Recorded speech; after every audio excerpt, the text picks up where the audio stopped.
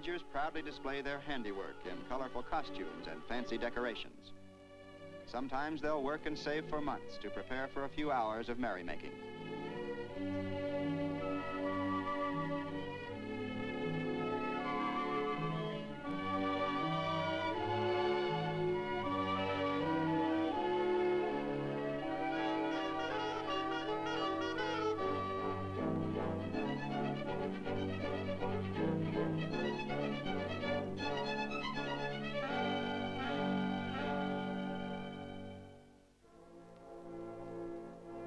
In contrast to the sparkle and brilliance of the festive scenes, life in the hills has its solemn side too. For on this bleak and wintry day, the body of a shepherd who has died in the hills is brought into the village.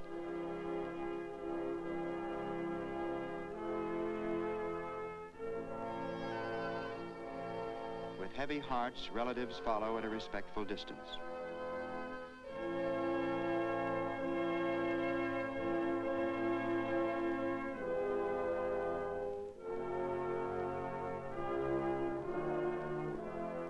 Before entering the presence of the dead, each dons the black cowl of mourning.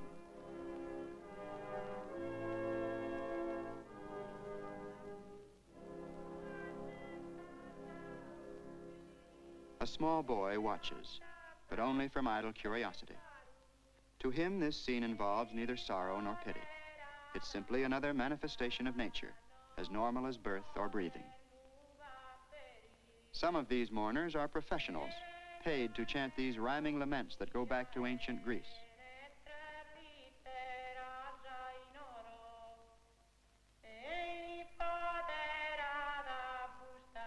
In this classic ritual, the verses are committed to memory, and if one mourner forgets her part, another quickly takes over.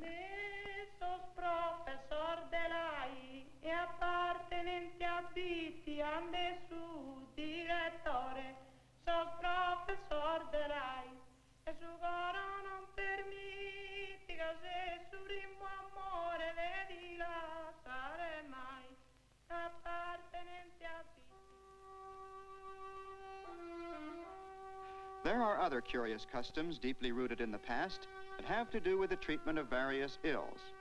When the young one is put to bed with a slight fever, the village patriarch undertakes to cure the ailment.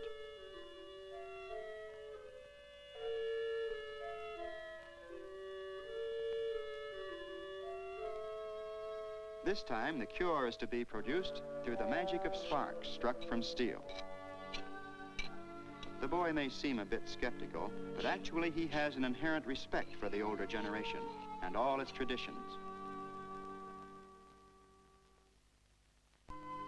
The origin of these peculiar rites is lost in antiquity, and even the old man can explain only how these things are done, but not why. Here's another and even stranger cure for an extremely rare ailment. It seems that if an owl flies over a child as he leaves the house at night, the child may not grow anymore.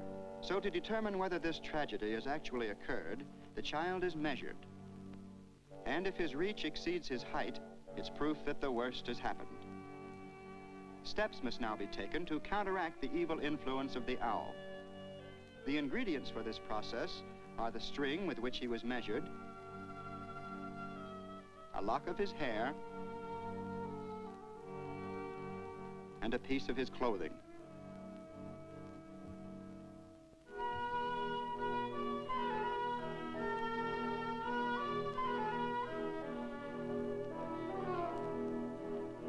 At first, the patient is merely bored.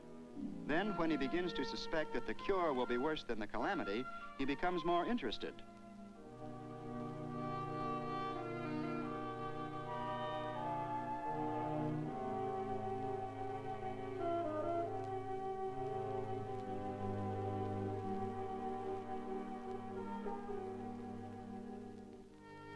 When all the important ingredients are reduced to ashes, they are mixed with black coffee and administered with the proper incantations.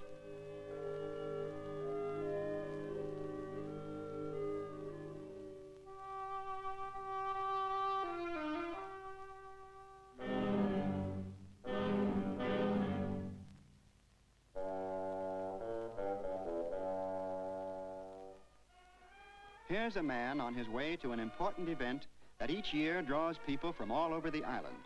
It's a festival called the SARDINIA, and it's so unique it must be seen to be believed.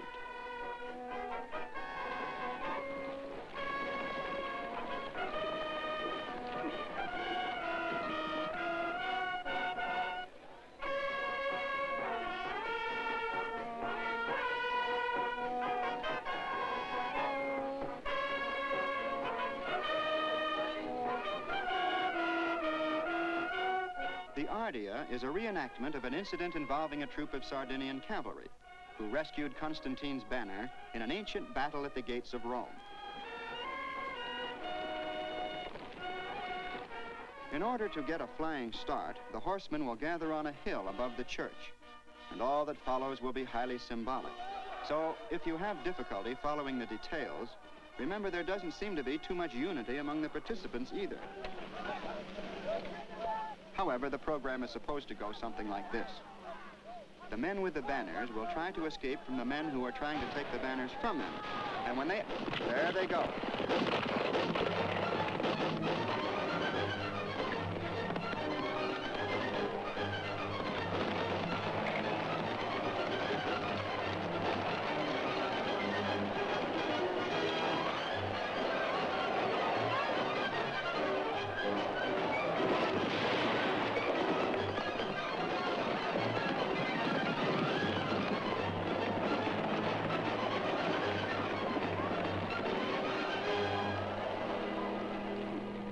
And when you think the whole thing's over and peace is restored, you discover it's just getting started. They still have to ride 9 more times around the church. And here we go again.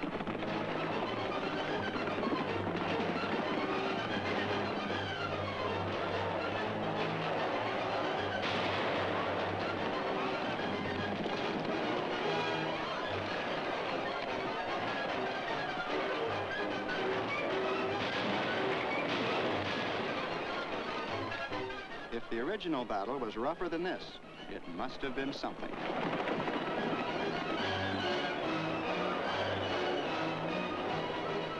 And so on into the night.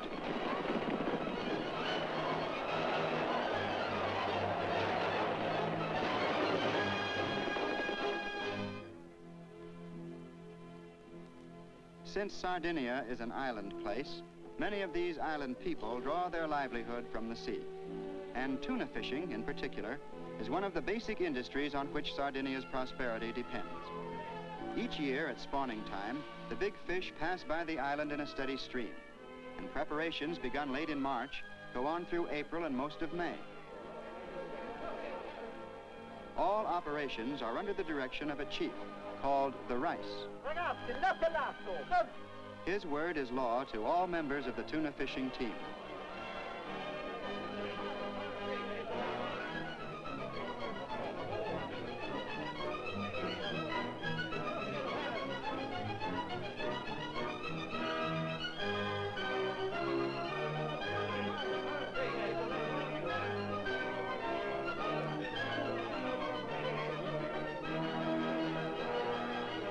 These nets seem hardly strong enough to hold a tuna, and they're not intended to.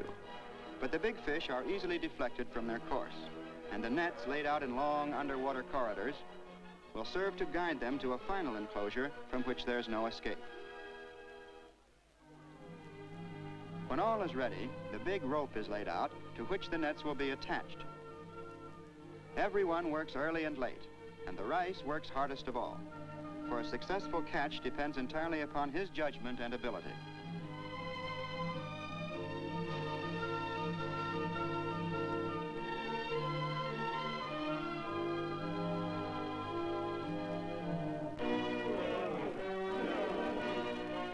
When the rope is finally in place, it stretches out 2 miles from the shore, and then the laying of the nets begins.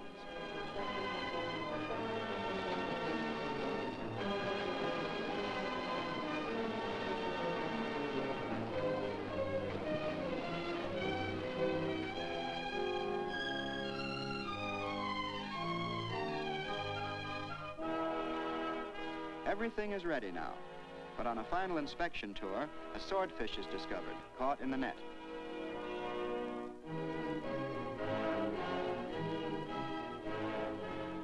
threshing about, he's ripped holes in the giant snare, and they must be repaired. This cross marks the entrance to the final enclosure, called the Chamber of Death. And now begins the watching and waiting for the tuna to pass underneath. Lures are tossed to bring them closer to the surface. There's one. When enough tuna have entered the Chamber of Death, all the boats gather for the first matanza, or kill. They form a square about the chamber, and after a prayer, the rice gives the signal to begin the raising of the nets.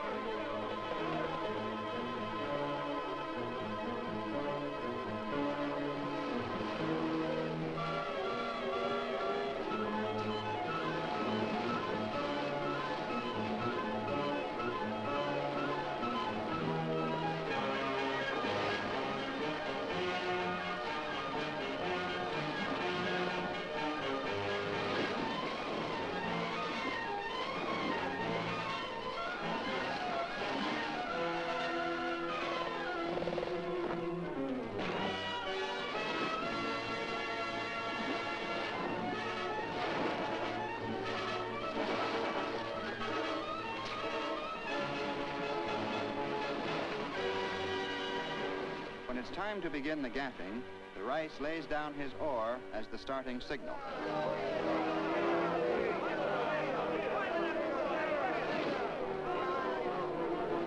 This is extremely hazardous work, especially for the men nearest the fish. As they give the tuna a last thrust into the boat, they all plunge forward over the rail. This is to avoid the lash of the powerful tail that might break an arm or even a back.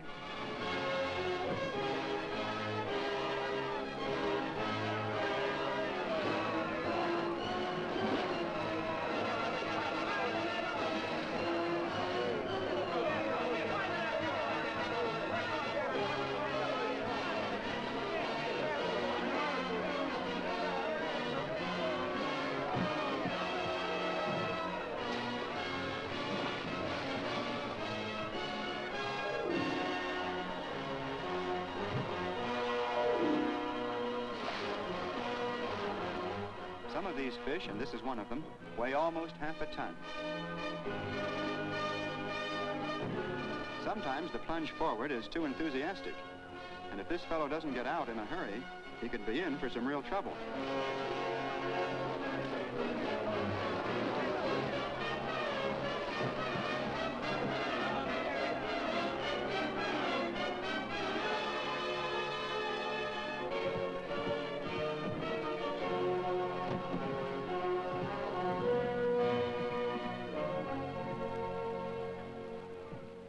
With the close of day, the run for home is made with light hearts and a heavy cargo. And surely this is a reward richly deserved. For these fishermen are symbolic of all the Sardinian people. For thousands of years, they've lived with hardship and adversity, but they've always made the most of very little. These, then, were the people of our story, a people rugged and resourceful, the island people of Sardinia.